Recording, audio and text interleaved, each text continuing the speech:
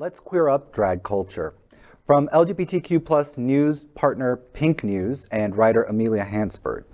Drag Race star Cherry Valentine dead at 28 as she stood up against claim drag queens trying to make children homosexual. Can I just ask this? Now, this is certainly not something I mean myself. I'm just asking this genuinely because this is what a lot of people might say. Some people might say is it forcing some kind of homosexuality onto kids or something like that? That's one of the things that a lot of the more conservative, especially Americans, would say. Mm-hmm. I think that's an absolute outrageous idea, to be honest, that drag forces people to be a homosexual.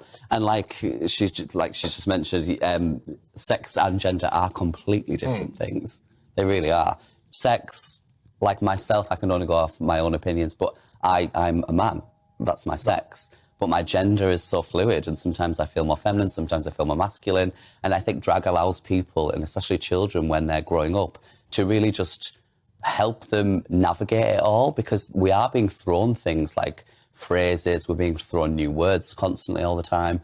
And I think, like, I personally, I'm also a qualified mental health nurse. Right. So I wouldn't class myself as a sexual person in drag. I just use it for artistic reasons. I use it for self-expression, to play with gender, to really like question what we think is like how we should be in a society.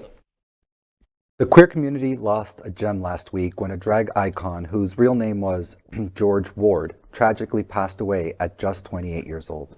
Their stage name was RuPaul's Drag Race star Cherry Valentine.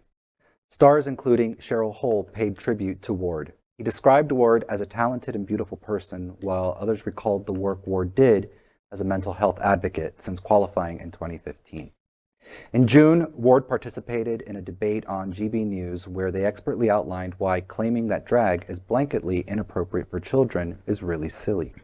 When the news anchor asked Valentine, quote, "Is it forcing some kind of homosexuality on kids?" end quote, Valentine said that it is an absolutely outrageous idea to think that drag forces homosexuality on children.